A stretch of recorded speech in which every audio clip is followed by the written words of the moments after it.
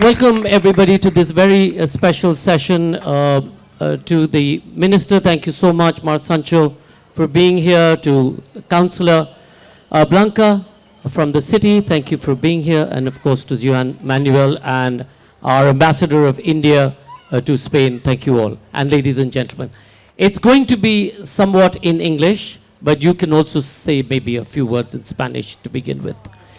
We're absolutely delighted to host Abhijit Banerjee, Nobel Award-winning economist. And this book, Good Economics for Hard Times, is a really interesting book that everybody should pick up. It's vital for reading.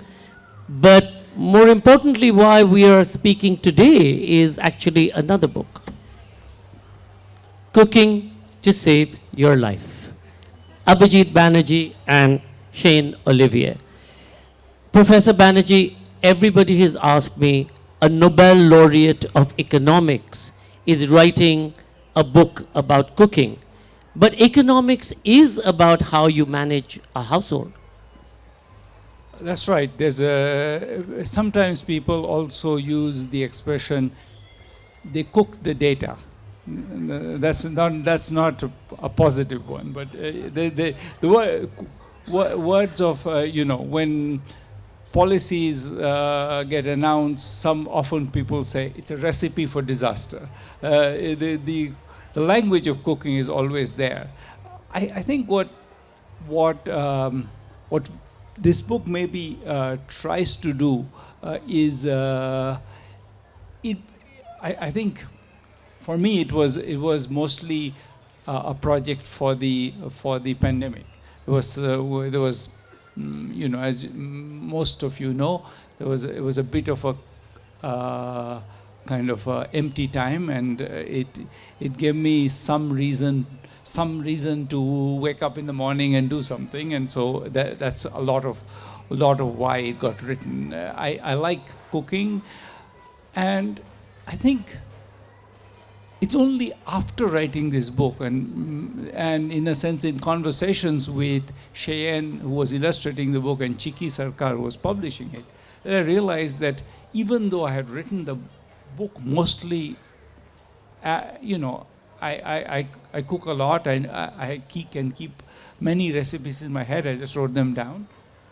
I think eventually what was very clear is that even though I had not fully understood it, I was writing the book as an economist, and it's more in retrospect. I can read it and see how many of the kind of the maybe unusual gestures in the book reflect my identity as an economist.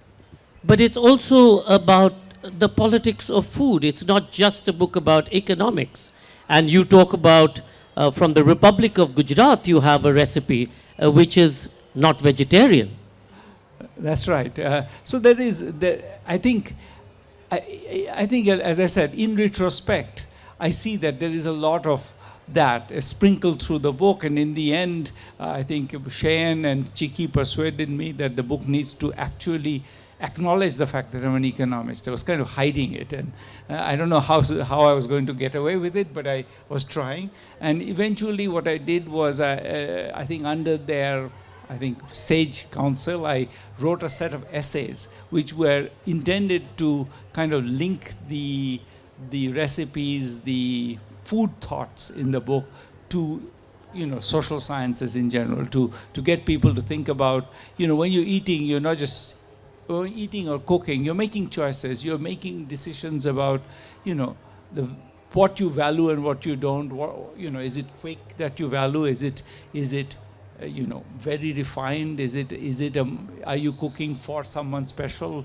What's your intent there? And the book is there in that sense. One thing I had done was put in for every recipe there's a story. The story can be just a story about who you're cooking for, what's that moment. It can be a story about what you're cooking as well. And I think the stories had already a fair amount of social science in them. And then in the process of writing the book, I kind of expanded on that so that it is a book about, also about why we eat what we eat, and why what makes us as people within a certain culture, what makes us enjoy certain things about food, and that then goes back central question of social sciences. So, Cheyenne Olivier, who's sort of illustrated the book, has jumped right out every color that she's used in the book she's wearing today. This is very reflective of your style. Yes, what I wanted to do with the illustrations, what I want to say first is that I lived with Abhijit and Esther for several years. So before even thinking about doing a cookbook or even illustrating it, I've seen, eaten, and cooked most of the recipes in this book. So that's why also I guess I decided to go for a more abstract kind of representation. Each recipe is accompanied by a small, close to abstract medallion. And with this, I very much wanted to cook with my own basic data, which are geometrical shapes. Those are the basics of every drawings. You arrange different shapes, different colors, and I wanted to basically cook with them. So what I did was I created some sort of a set of basic ingredients. I'll take squares, I'll take circles, I'll take blue, I'll take yellow, I'll take red, and I'm going to chop those shapes. I'm going to mix them. I'm going to sprinkle a little bit more additional traits. And this is how I thought about one part of the illustration. And another part of the illustration where we see all of those social scenes that Abhijit wrote is very much comes from, I guess, how I read the book in the first place. I read it very much as a set of stories, as this imaginary scenes that Abhijit came up with, and this is what really helped me in. You know, what is interesting is if you go to any of the palaces in Valladolid or Sevilla or Granada, etc., and you look up at the roof, you'll see these geometric patterns, pretty much like this. So in many ways, it's representative of a style, but also a culture. What I wanted to do was, it's a little bit like when you receive a dish in front of you and you're trying to guess what's in there. And I wanted to use this abstraction to precisely kind of tickle a little bit the attention of the reader, to make them try to go back and forth between the list of ingredients and how I decided to abstract it, and to go back and forth and to say, how is the cilantro in this image? The cilantro is maybe this triangular green or the pomegranate. Exactly. So it was very playful in that sense, and that's a little bit how I cook as well, very much with this. When you both started doing the book, was the design already part of it, or did the design come later? So I actually, the one thing that I was very sure of is I didn't want pictures. I find pictures in cookbooks annoying. And I find them annoying because they have a certain hyper reality. They're drenched in oil, and there is and this food photography is a whole skill in itself, but it has very little to do with food, a lot to do with all kinds of wonderful way of saturating your photographs. So I didn't want that, partly because I think you always feel disappointed once you see the original and you cook something, however well you cook it, it looks less good. So I wanted to go the other way. I wanted people to think about the abstraction of the dish. What is it? What's colorful about it? What are the ingredients, as Cheyenne said, in terms of colors? Because then it's you are creating it. There is no ideal form that's been given to you. You're given a set of color ideas, and then you create something that's engaging and beautiful. And in that sense, you are liberated from the pressure of imitating that largely fictitious original that somebody kind of did with Photoshop. So that was the inspiration, that we needed illustration. And then it turned out we had an illustrator living with us. And so we said, okay, well, would you be interested? And I think she hesitated for a while because it was a wildly different project from anything she had done. But then somehow she capitulated. But was it daunting to do the project? After all, he is a Nobel laureate with whom you're creating this new book. Oh, this didn't come into the picture. I was living with them, so I got along with the fact that they were you Nobel knew Prize, pre-Nobel like, laureate and you know post-Nobel laureate. Exactly. So, and the cooking was the same throughout. So there is not this I problem. was getting better. But significantly better. But I guess it also echoes the title of the book, Cooking to Save Your Life, which is not at all a cookbook about how to eat healthy, how to save money in buying the ingredients. It's almost the contrary, and this we realized it afterward, and we realized it even more in doing the translation for the French edition, which is not out yet, but the whole, because when it was published in India, there was also, people knew Abhijit, of course, and so they also indulged him this deep in cooking in that sense, but in the French context, we had to precisely say that this was a play on an English expression, which is "I cannot cook to save my life," and there the whole point is no. If you want, you can. But it also got us thinking about why precisely did Abhijit wanted to do a step aside from saying I'm going to tell you how to save money while cooking. He was precisely emphasizing the fact that whenever you cook for someone, whenever you cook for a reason, for a social reason, for finding back an old friend, for trying to seduce someone, trying to please your children, it is worth putting the effort. And this is somehow the main line. And that you can. Everyone, the line that starts the book is anyone can cook to save their lives if they want to. I totally believe that. And I believe that the part of the reason most cookbooks are difficult to use is because they don't demystify a certain set of steps. You know, yes, you could do it this way, but if you don't do it, nothing disastrous would happen. I think there's an attempt to, and that's the sense in which I think it's a book written by an economist. I think we sort of believe that, you know, you never get perfection. You just get, you know, or at least I think any economist who's ever actually done anything real knows that you never get perfection. What you get is some good intentions, some hard work, and then what comes out is a bit, bit luck. So I think it was getting people to take that view of cooking, that it's never going to be, you know, that thing you once had in a restaurant 40 years ago, which you actually don't remember, but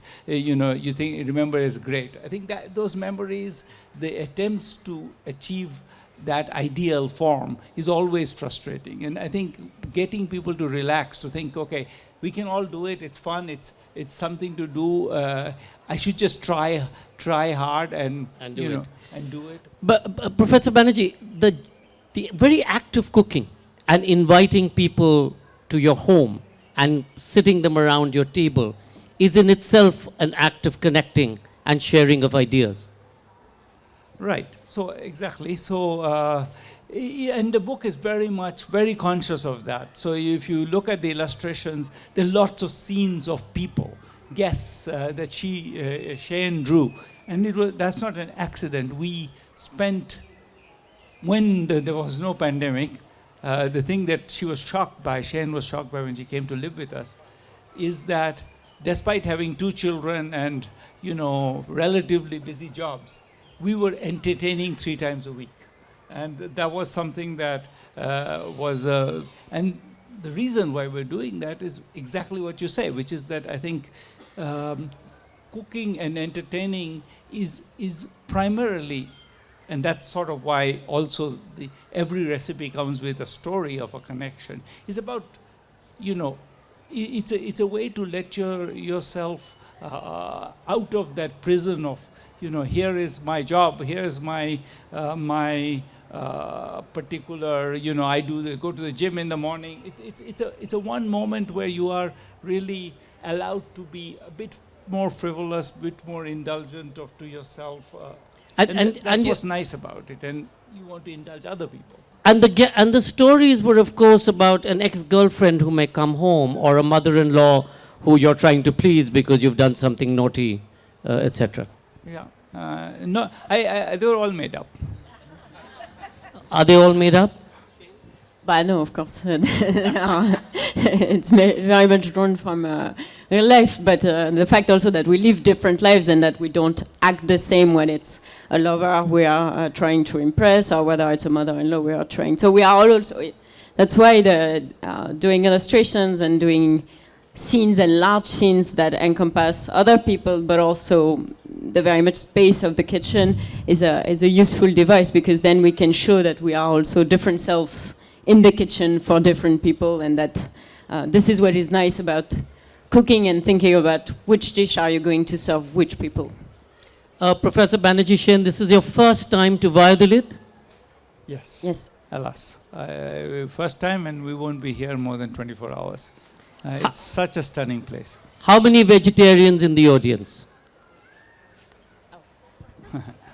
So you know that this is entirely a piggy-eating, lamb-feeding place. I come from the Basque country, and I'm a vegetarian from birth. From So yes, really? so people would literally ask, so what do you eat exactly? Aside from I the asked many that too. cold I cuts, asked that too, etc. yeah. So But Professor Banerjee, a lot of people, how many of you think that all Indians are vegetarian, or Indians are vegetarian? One person thinks. Can you tell us, there's this myth, I mean, there is Sanjay Agarwal and Jyoti and Anubhav, etc., vegetarian from particular parts of India, but there's a myth that goes around the world that we are primarily vegetarians. Yeah, so I think there are numbers. I think 70% of Indians will own up to be non-vegetarian. That's a lower bound, because some of them won't let their mothers find out that they've been eating chicken when they went out with their friends. So I think it's closer to 80%. And I think what is, a little bit unfortunate about it is that it has a lot to do with caste.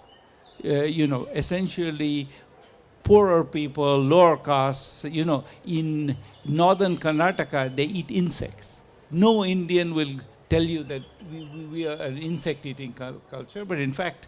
And also in the northeast, in parts of northeast. That's also true. But in northern Karnataka, which is part of kind of the more traditionally considered part of India, or in western Andhra Pradesh, you see people eating insects. It's just, we have such, once you go, or in Bengal, they eat any form of seafood. I mean, there's so many different kinds of mussels, clams, every other thing. In South Bengal, they'll be eating just about anything they can catch. And I think all of that's sort of somehow submerged in this discourse of Indian food, because they don't feature in cookbooks. You don't see an insect recipe. Not So in the new book, will we have a pomelo salad with ants, maybe? No, because I actually don't know how to source insects. I actually don't mind insects. They taste perfectly neutral, actually. Bit like, and it's good for vitamin. Yeah, I mean, black ants are very good for your eyes. Cheap source of protein, lots of, but mostly they taste like salt and chili when you cook it, because they don't have much taste. But going back to the economics of it, Professor Banerjee, every chapter that you've illustrated and that you've written is very specifically about the economics that we're seeing around us. You haven't talked about eating healthy, but you have talked about local produce, and you've then used those colors to be able to illustrate it. So when you look at, say, local produce or seasonal produce, in many ways you're looking at the cycle of agriculture and therefore the environment. I guess it's a little bit the same thing about vegetarianism, on which we had many discussions, because I'm an unlikely vegetarian, and And my family owns an organic store in Brussels. So the question of also eating organic and local was brought to an almost too extreme point, in my view. Just like being a vegetarian can sometimes be now for young people my age something that is taken very seriously for the right reason, but maybe sometimes at the expense of precisely understanding that we all live together and eat together. So this question about having a very segmented way of eating, which is the right moral high ground, is not something that is very appealing in each direction. So in the pieces, we are always very mindful of trying to raise those questions, but also trying to balance them to the right point where it's not basically, it shouldn't be a way to exclude other people. It shouldn't be cast away at the same time. And you also talk about, again, a political comment, or I read it as a political comment. Lettuce, iceberg lettuce in American supermarket as opposed to organic salad. Yeah, so I mean, I think that there is a to take up take up Cheyenne's point, but go to the other side of it, which is that I think the sort of the denaturalization of food has in the U.S. has sometimes gone to the point where these are caricatures of food. They look like it. They look quite pretty, but they have zero taste. And I think so the apple is like the banana, like the peach. It all tastes the same, roughly. Yeah, or some are worse. Different texture, but mostly that. Yeah. So I think that's a. There is, I think, and I think that's the point we make in the book repeatedly, which is that I think the real value is in engaging with these critiques. I think there's real value in recognizing that the process of industrial production, the process of shooting every animal with lots of antibiotics has lots of spillovers which are terrible, and to be mindful of that. And then we each make our own choices, and where I might end up is not where you'll end up. But I think the real tragedy of the current sort of very moral discourse is it doesn't actually allow the space for us to be sort of say that, well, yes, but I could make a lot of choices which will have, for example, instead of eating 32-ounce steaks, I'll eat 4 ounces of steak. That's in the US, that would be a great move. Americans eat, I think, 120 kgs of meat a year. So 120 kgs of meat a year compared to, say, in India, it's 4. Yeah. In India, you eat about 4 kgs of meat in a year annually. So that's the differential in the way that you're looking at, again, at consumption and, of course, the planet. Yeah. So in other words, it's not the necessarily, you don't have to save the environment by stopping every time a steak is offered to you.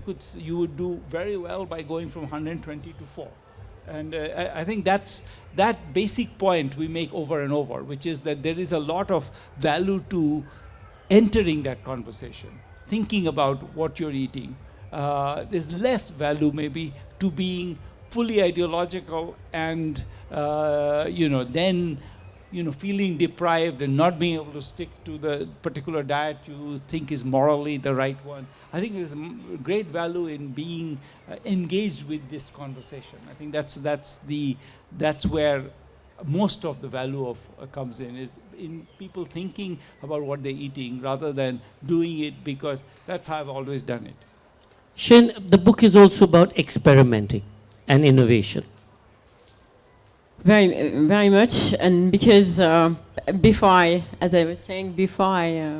illustrated those recipes, I cooked all of them just to verify that the measures were right and all that, but also because I was always, my sister is a pastry chef, my family owned organic grocery store, and we were always very mindful about what we were eating, but also very mindful about the fact that it has to be tasteful in the first place, and that you don't convince someone to become vegetarian just by having the nice thought. You also convince them just because it actually happened to me in a festival several months ago, where we were proposed a vegetarian option and a non-veg option, and the vegetarian option was looking so gorgeous compared to the non-veg version that they just wanted to exchange the plate. So I think this is also, and in that, cooking in order to get to the right flavors is the key. To basically, you shouldn't eat vegetarian or organic just because it sounds good or you want to be on the moral side. It should be so delicious that there is no way you're going to miss that. As everybody will be witness, today I ate leeks, the first time vegetarian at lunch. But yesterday, Professor Banerjee, you and Manuel took us to the Recoletas, which is a very famous restaurant that serves baby lamb who's fed on milk. So it's actually vegetarian. But the question Not that vegan. not vegan. So the question that he asked me is, when I was saying, "Oh my God, it's so delicious," he said, "But in India you use spices a lot, so you don't get the flavor of the actual vegetable or the food." I think that's such a lie. I'm sorry. I think that what is sometimes served in Indian restaurants in Europe, I don't know Spain, but in France, is a caricature of Indian food. And I think the easiest way to be lazy in cooking is to bury things in oil and spices. When we cook vegetables, we're very conscious. I mean, I don't mean we, meaning me and my wife or Cheyenne. I mean, Indians cook vegetables, are very conscious of what they're using. And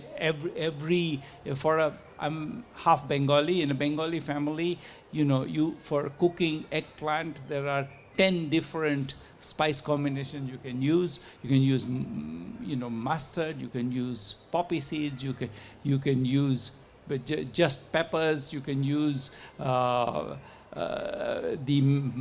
powder of a dried mango. There's just many, and you won't do all of them. You'll do one of them or two of them, and in fact, one of the things that we take some trouble to in this book is to not have the Navratan korma, which is the kind of I don't know if you ever read this famous, I think, Czech story called a thousand ways good cake, which is where they put in everything from meat to fruits to chocolate into a cake, and it's of course disgusting.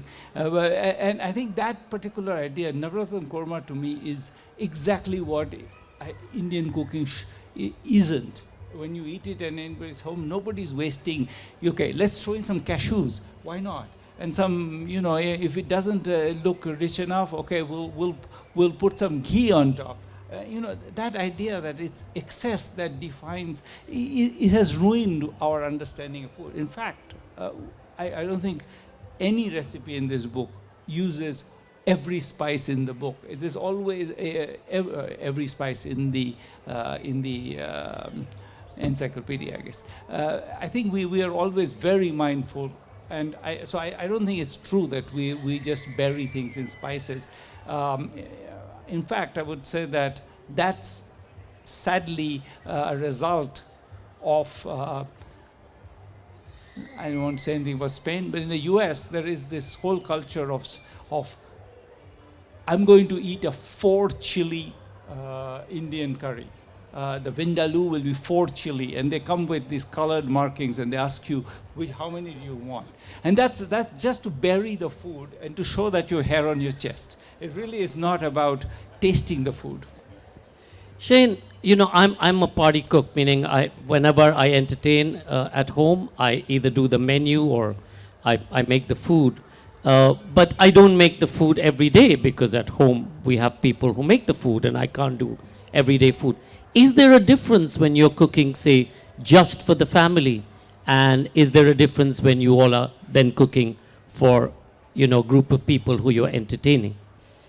So this is really where I appear as a full cheater, because when I'm alone, I actually eat almost are very close to what Abhijit and Esther mock a little bit in the beginning of Poor Economics, where they say that if people were to eat rationally, they would eat eggs and bananas. And so when I'm at home, I'm very close to this description with a little bit more on it. But this is just to compensate for the delicious food and experiments we do when I see Abhijit or when I see my sister. Well, really, this is why I very much apply to myself this idea that whenever you meet someone or you eat with someone, you just should throw everything in. Professor Banerjee, I mean, when Punita asks me when we have guests coming, she says, what are you going to make the previous day? Of course, I don't know. So it's only at the shower that I'm able to decide what is going to be made. And she goes, you have to tell them. I said, yeah, we will. What's your inspiration point? I plan the whole week. When I go shopping, I already have, Wednesday this, and this, Thursday that, and that. Actually got lazy. These last 6 months I've been living in Paris, and Paris has amazingly good grocery stores relative to Boston, much more like in India. So I got lazy. I now actually, instead of planning, I go to the grocery store, I see what I like, and I buy it. It won't last. Once we're back in Boston, it's going to be, it's not so easy to find anything that's particularly good, and so you have to, plan your attack. And different seasons have different cravings? Do you all? Yeah, so I think one of the things we say in this book is that one of the tragedies of many, countries' cuisine is that you forgot that there was a reason why you cooked asparagus in the spring, or you made tomato soup in the fall, or in the US, for example, because the vegetables had intense taste then, and that's really. And the difference between when, for example, artichokes are small and you could eat with almost no hair in them, they're so wonderful. And that's a moment you want to almost entirely grab and eat only those almost. And by doing that, it's both cheaper and more environmentally sustainable because the food doesn't come from far away, and it tastes better. It's just really, it's a no-brainer. But we have sort of got used to the idea that there is somewhere in the world asparagus is growing at any point of time, or tomatoes are growing somewhere. Or strawberries or berries or whatever. And then we forget that when they're actually fresh, they're incredible. We have a house in the south of France where we try to go as often as we can. And in that village, there is literally a day when the lady who grows the cherries will say, no more cherries. And that's it. And then the right strategy is to stop eating cherries, because you had the most amazing cherries for 6 weeks, and now, bye-bye, come next year. I know, Poonam stopped us from having cherries in our house the other day. They ran out. Cheyenne, French, Indian cuisine, is there a coming together? For example, you have a charred cauliflower. We're actually working on it. Yes, exactly. Part of so I guess the new book. Yeah, exactly. A follow-up. When we did this book and when we talked about it, we realized that actually, or maybe Abhijit realized that the economics part was maybe or came a little bit afterward, and we wanted to continue doing this because we realized that we had plenty of ideas we wanted to explore in this link between food and economics, and we were wondering about the right way to do it. So for almost the last 2 years, we've been publishing every month a column in Times of India as a way to pursue this thought and to put much, much more economics into it, and to go towards maybe less light subjects, like how do you feed a sick person, how do you eat in prison, all of those themes have come up. And one of the things, on the experimental side, one of the things we're trying to do is to mix much more traditional French cuisine and Indian spices or accents. So this innovation also comes from you've actually come to Spain for an innovation lab in Madrid. Yes, but different kind of innovation. It's so the lab, I just say in 1 minute, it's wonderful. It's called the Inclusion Lab, but what they do is they test different innovative strategies for including more people in the social support programs, make the social support programs more effective. What we're trying to do in the Cheyenne and Me lab is to come up with a bunch of new or new to us dishes. So one thing that we did publish was a millefeuille, but made with toasted papad. And Papad is like dry gram rolled out it's a and then roasted. Flatbread made from beans, dried beans. Dried so beans. flatbread made from this. So a stack of 5 or 6 of those with a spiced eggplant or courgette paste inside. I've done it both with eggplant and with courgette, and it works very well. The recipe is in Times of India. So that was an example, but we've been working on it. Cheyenne made a dish of a kind of a custard of eggplant. It's a papeton. It's from particularly the region of Avignon. So it's some sort of a eggplant custard, and we made it kalonji, with kalonji, which is and it's wonderful. The kalonji is onion seeds, for those who you don't know, Nigella seeds.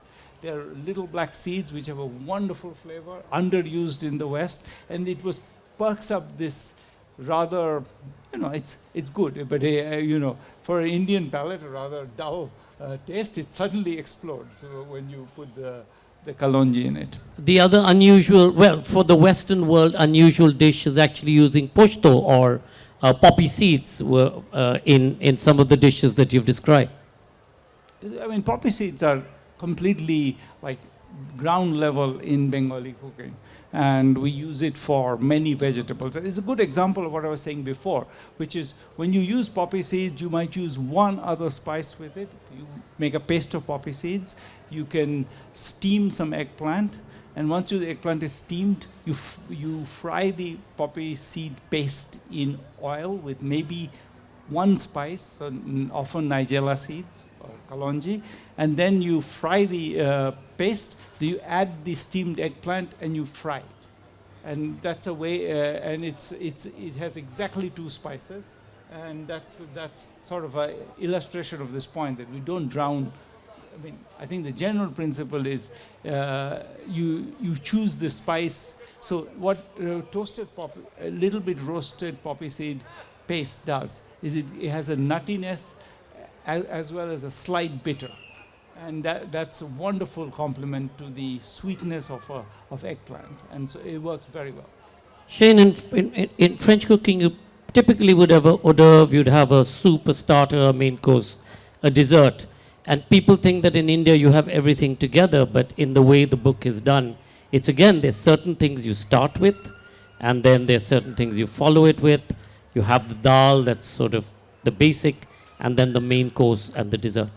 Yeah, but this is very much a link with between the French and the Bengali way of eating. Where Bengali also eat in several courses, so I guess there we joined. But I would say, growing up, my dad came very early in India in the 80s. He came to India, so for some reason we grew up eating some form of dal and eating a bit more in that general style of having different small plates all together. So in that sense, it's very much a mixture. How many of you have had dal?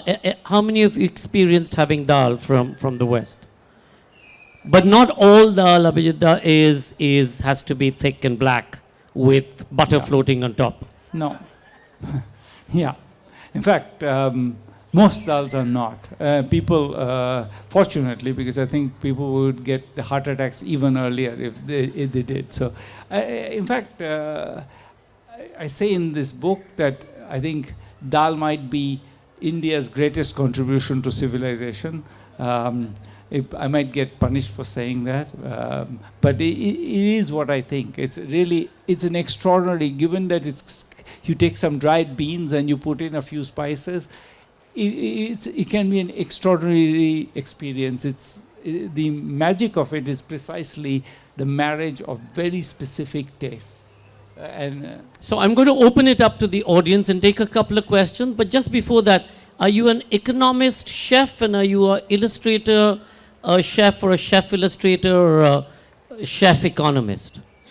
I'm an economist. I don't think, I think no chef will recognize me. I'm an economist. I do have to eat, so I cook. And sometimes I as a result, and being mostly, I have no capacity for leisure, per se, lazy leisure. I need to do things. So if I'm cooking, I'm intensely cooking. I'm completely incapable of watching TV. So therefore, I have to find things to do. And I cook mostly as a way to keep myself out of trouble. I still stay an illustrator. I have no claim on having some food credential, but I must say that what is the most exciting for me in cooking is the visual, is the array of colors, of different shininess of the ingredients. I get a huge visual pleasure out of cooking, I must say. Questions? We need to take my mic.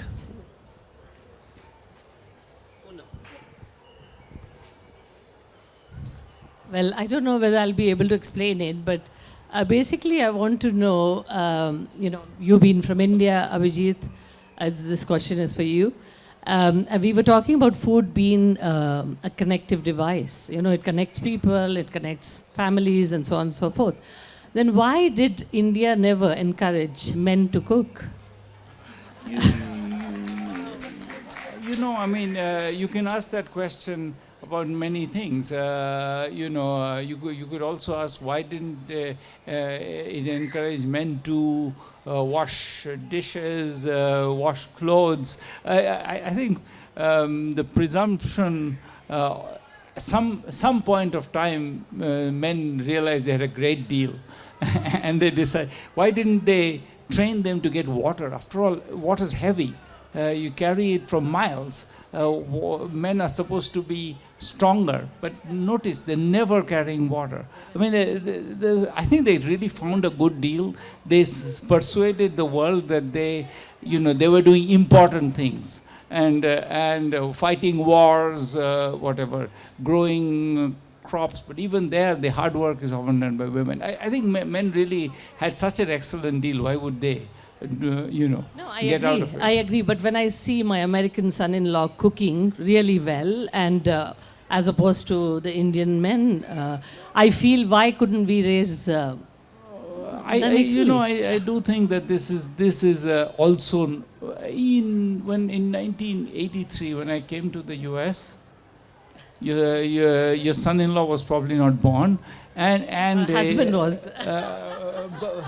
But in 1983 in America, there were people who took pride in cooking, which means they would take 2 cans of Campbell's soup and put some chicken inside it and put it in the oven. I think the idea that men have always cooked in the US is also not true. In the 50s, basically women stayed home and cooked, and even when they didn't stay home, they came home and cooked. I think so I still think there's hope for Indian men. Yeah, definitely, and that's why people like you can bring about that change, because if you're writing in the Times of India, it would be great if you could write something about that. That's just a suggestion. Okay, I'll put it on the list. Any other question? It'll be great if you all introduce yourself. Hello, good evening. First of all, thank you for this wonderful conversation. For us, it's just, it's such a pleasure being able to hear you out here in Valladolid. My name is Lavanya, and I live in Madrid. I've been in Spain for over 20 years. But I'm very much still very connected to the Indian food, the Indian cuisine. For me, the question basically is that we see that, the superfoods, the concept of superfoods, whether it's the curcuma or moringa powder, etc., it's getting it's being exported to the West. And while we ourselves, back in India, we are kind of bringing in the McDonald's or the Taco Bell, which is not really healthy. So what's your take on, this exchange wherein, It's a bad deal. I know. Yeah. Yeah, exactly. Thank you. No, I think it's an interesting question. It's an interesting question because I think what is my wife says that she was in Russia when the Soviet Union was I think in 91, 92 or 92, 93, when the Soviet Union was completely, and she said that at that point the fact that the McDonald's represented the other was made it really cool place to go. People used to go to McDonald's to celebrate their birthdays because it was. I think that part of it is that we also create this, I think, very strong barriers between what is culturally valid and invalid, and by doing that we also therefore give a certain amount of frisson to those violations. We encourage people to go to McDonald's. In a sense, I feel that the reason why kids want pizza is often because they know that their parents are uncomfortable with it. Except pizza is now an Indian dish. Pizza. But nonetheless, I think that there is something about, I think we also need to integrate the world a little bit into our sense of what it is that's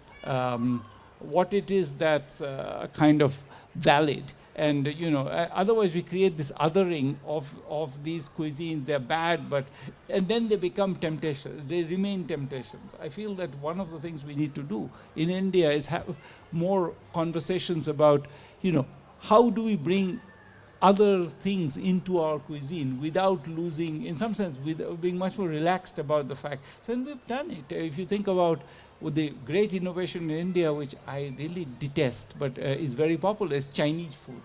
It has nothing to do with Chinese food, or almost nothing, but it is Manchurian gobi. Yeah, gobi Manchurian. That doesn't exist anywhere else in the world. But it is a new cuisine. One of the Times of India columns is about that. It's about the Chinese food. And I think it's a wonderful example of where we need to go, which is to kind of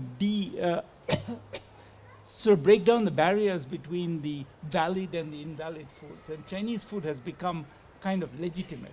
It's okay to have, even in weddings you have Chinese food. And that's to me that's actually exciting, because it suggests that if we were to create, if we take down the barriers, then we could say, well, McDonald's is really disgusting, but if you wanted to have meat, here is another way to have meat, which is more tasty and better. It's because we have these rigid barriers, then it becomes harder to have that conversation. Just to sort of clarify on that, while there are McDonald's outlets, remember McDonald's cannot compete with the bun pav, which there are millions of these outlets, say in Maharashtra, or even dosa outlets. It's very difficult for any Western food to really find a space in a lot of the hinterland of India, which is very interesting. But it leads me to, just on behalf of the city of Valladolid, the Castile-Leon region, my colleagues at Casa de la India and Timbuk Arts, and of course the University of Valladolid, to thank Nobel laureate Abhijit Banerjee and Cheyenne Olivier for coming out here, making the effort to say, yes, I will come. I have this lab that I'm doing in Madrid, but I'm happy to come to the festival, really to support literature, ideas. Their new book is going to be coming out in November. Also, a book about food, about innovation, outside of the Innovation Lab. Professor Banerjee will be happy to sign books, perhaps, at the end of this session. And again, thank you all, and the music stage is going to be starting now. So thank you so much. Thank you all. Thank you. Thank you for having us. That was wonderful.